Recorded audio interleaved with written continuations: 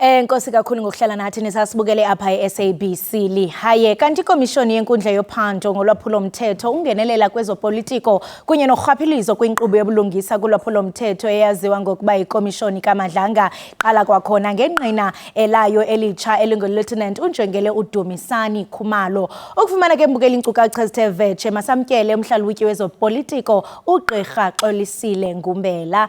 Gqirha Ngumbela, masikubulise sibambe ngasibini ngexesha lakho ngalentsasa. Mandibulise msasazi kuwe, ndibulise nakubaphulaphuli be-SABC ngokubanzi, ndithi makube chosi kubehele kusasa nje. Camagu makube njalo kanye mhlekazi. Gqirha, zithini izimvo zakho kumangqina kwintsuku ezidlulileyo zekomishoni? Sesambona uNjengele uFani Masemule eqabele eqongeni kunye noMajor General uFan Rooyen kwakunye ne-NPA DPP uHarrison. Ingaba mhlawumbe banikeze ngolwazi olufunekayo kube siqonda into yokubana noko kukufitshana apho siyakhona okanye kusekude engqinibeni?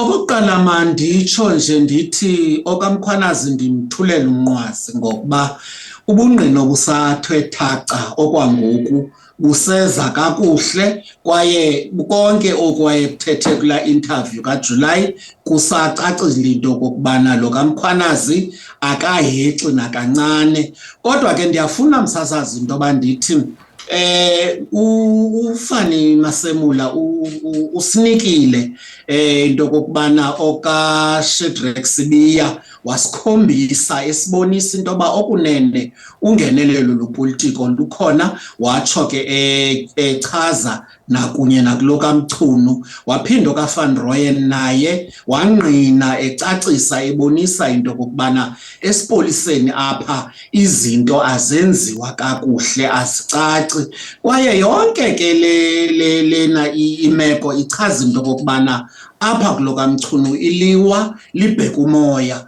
kwaye ngokwamangqina. Kodwa ke msasazi ndiyafuna nje ukutsho nje ucacile into kokubana amangqina lana uba bendinoyibeka ngesigesi ndithi cautious, awafuni kutyabeka ajobhe bantu bambi.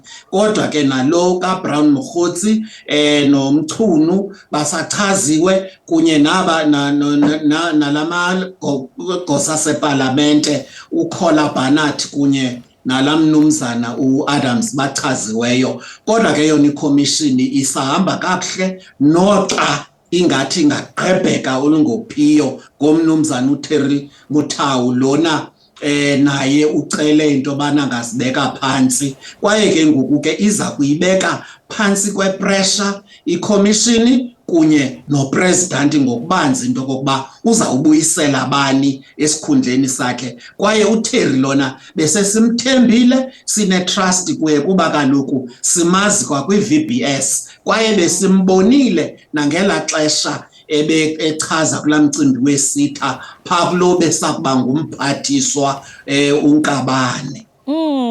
Usathetha malunga njalo nayo advocate Terry Mutau kuba nyhani ebesathe chuncembe ehamba kakuhle. Inoba mhlawumbi izizathu zakhe zorhoxa zithini? Bambi bathi inoba ufumane izigrogriso, abanye bathi hayi ingathi naye mhlawumbe ubonakala ngathi inoba uimplicated kwezi zityholo. Inoba mhlawumbe gqirha izizathu zakhe inoba zithini?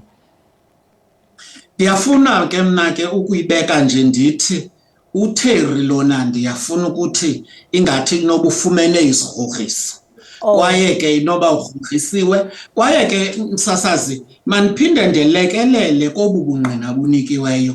Obu bungqina bunikiweyo okokuba ungayijonga iconstitution yelo Mzantsi Afrika ngakumbi u207 apho ufumanisa into kokubana kunikwa a legal clarification apho amangqina lana emphasize illegal clarifications. Uphinde le commission inayo i-element yobana i-public engagement ngoba kaloku apha kuphandwa lo mcimbi wasemapoliseni. Given ke msasazi into kokubana noko sanele zii-commissions ngoba azide ke zize nanto icacileyo and ke ngoku nonodoli aba be-NPA bangenamazinyo bangalumiyo asibaboni bezawuza nanto ngoba ubungqina obusathwe thaca busabonisa ngokuphandle i-institutional exposure into yobana institutional into azihambi kakuhle ngakumbi apha esipoliseni. Siphinde sibone ne-security risks, ufumanisa into yobana i-information ke ngoku le ufumanisa into okokubana abantu ngoku badlala ngayo bayayisebenzisa kanti lena into i-classified. Siphinde ke ngoku sibone into okokubana nobu bungqina businika a lack and unwillingness ye-political oversight, and ufumanisa into okokubana ukhona ukungaqiniseki ncam kwento okokubana umphathiswa umcimbi usile kupresident